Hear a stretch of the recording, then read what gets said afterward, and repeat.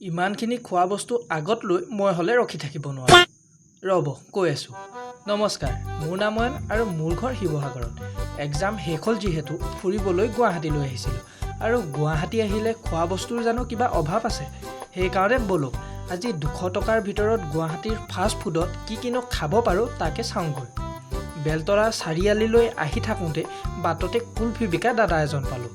গৰমটো যিহেতু চোকা, কুলফি এটাকে খাই লৈ গাটো অলপমান ঠাণ্ডা পেলাই ল'লোঁ। পিছে কুলফিটোত ল'লে আমাৰ 20 টকা। নেক্সট চাৰিআলি আহি পাই ভাবিলোঁ ম'ম' খোৱা যাওঁ। ম'ম' প্লেট আছিলে 40 টকাৰ আৰু তাত দিছিলে 5 পিচ ম'ম'। মই পিছে বস্তুবোৰ পেকিং কৰাহে লৈ গৈছোঁ। গৰমটো চোকা যিহেতু ঘৰত ধুনীয়াকৈ গৈ ফেনৰ তলত বহি খোৱাই ভাল। ম'ম' পেকিং কৰাই লৈ নেক্সট আহিলোঁ বাৰ্গাৰ কিনিবলৈ। পিছে বাৰ্গাৰটোৰ দাম আছিলে 40 টকা। বাৰ্গাৰটো পেকিং কৰাই লৈ আমাৰ হাতত বাচি আছিলে 100 টকা। তাৰ পাছত আহিলোঁ বিৰিয়ানী কিনিবলৈ। বিৰিয়ানী দোকানৰ মেনুখন চাই লৈ মোৰ মতেতো ইগ বিৰিয়ানী লোৱাই লাভ দেখি তাৰো ফুল প্লেট এটা লৈ ল'লোঁ। বিৰিয়ানীখিনি দেখাততো বহুত ধুনীয়া আছিলে, খাবলৈ পিছে কেনেকুৱা খাই চালেহে গম পোৱা যাব।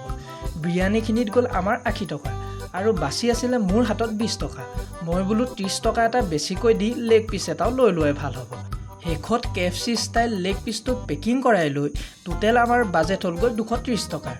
এতিয়া ঘৰলৈ আহিয়ে সকলো বস্তু ধুনীয়াকৈ উলিয়াই লৈ ফেনৰ তলত বহি খোৱাৰহে কথা আৰু।